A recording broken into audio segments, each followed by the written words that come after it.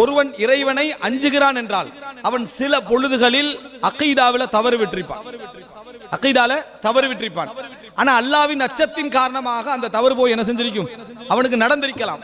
அந்த மனிதனை பற்றி கூட புகாரில் என்ன வருகிறது, ஒரு மனிதன் மரணிக்கிற நேரத்தில் தான் மரணித்தால் எனது எல்லா விதமான எனது உடலை எடுத்து எரித்து காற்றிலே என்ன செய்யுங்கள், அந்த சாம்பலை பரத்தி விடுங்கள் அப்படி என்று சொல்றாரு. அல்லாஹு தஆலா இன் கதிரல்லாஹு அலைய லயுஅذிபன்னி லா யுஅذிபன்ன அஹத மினல் ஆலமீன். அல்லாஹு தஆலா என்னை பிடிச்சான்னு சொன்னா உலகத்துல எவருக்கும் கொடுக்காத தண்டனையை கொடுப்பான், அதனால அழிச்சிருங்க என்னன்றாங்க. அப்ப அவர் என்ன நினைக்கிறாரு, மறுமை நாள்ல இப்படி காத்துல எரிஞ்சு விட்டா அவர் எழுப்பப்பட மாட்டார் நினைக்கிறார்.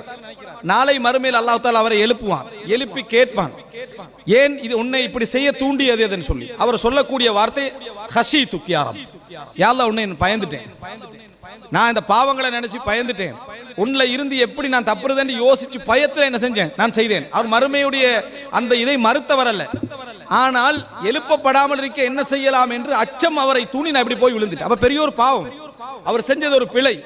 அல்லாஹ்விடத்தில் என்ன ஒரு அகீதால ஏற்பட்ட ஒரு தடுமாற்றம். அல்லாஹ் தஆலா சொல்கிறான், புகார்ல வரக்கூடிய செய்தி, உனது அச்சத்தின் காரணமாக உன்னை நான் சுவர்க்கத்தில் நுழைக்கிறேன், உனது அச்சத்தின் காரணமாக உன்னை நான் சுவர்க்கத்திற்குள் நுழைக்கிறேன் அப்படி என்று சொல்லி அல்லாஹ் தஆலா சொன்னதாக புகாரிலே பார்க்கிறோம். அப்ப அச்சம் சில பொழுதுகளில் தவறிழைக்கிற நேரத்தில் கூட அது வழிகேடுதான், பிழைதான், குஃப்ர் தான். சில பொழுதுகளில் அது இஸ்லாத்தை விட்டு வெளியே போகாத நிலையில் சில காரணங்கள் அவருக்கு இருக்குமாக இருந்தால் அவருடைய மன்னிப்புக்கு அது காரணமாவதை நாம் என்ன செய்கிறோம், பார்க்கிறோம். அந்த அச்சம் காரணமாவதை நாம் என்ன செய்கிறோம், பார்க்கிறோம். ஆனால் உலக விவகாரங்களில் அப்படி சொல்லல அல்லாஹ் தஆலா. மறுமையுடைய விஷயத்தில் இந்த மாதிரி பாராட்டி சொல்லப்பட்டாலும் உலக விவகாரங்கள்ல வஆமனஹும் மின் ஹவுஃப் பயமற்று வாழ பாதுகாப்பை கொடுத்தான் என்று அல்லாஹ் தஆலா சொல்றான். அங்க பயத்தை அல்லாஹ் பிரிக்கல, பயத்தை முழுமையாகவே கெடுதியாக அல்லாஹ் தஆலா என்ன செய்கிறான், அந்த இடத்துல சொல்லி காட்டுகிறான்.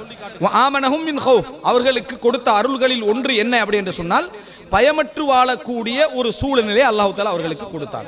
அதே போல வலா ஹவுஃபுன் அலைஹிம் வலா ஹும் யஹ்ஸனூன், மூமின்களை பொறுத்தவரைக்கும் இன்னின்ன பண்புகளுடைய மூமின்களை பொறுத்தவரைக்கும் அவர்கள் மீது அச்சமும் கிடையாது, அவர்கள் கவலைப்படவும் மாட்டார்கள். அப்ப அல்லாஹ் அங்க அச்சத்தை என்ன சொல்றான், ஒரு கெடுதியாக சொல்லி காட்டுகிறான்.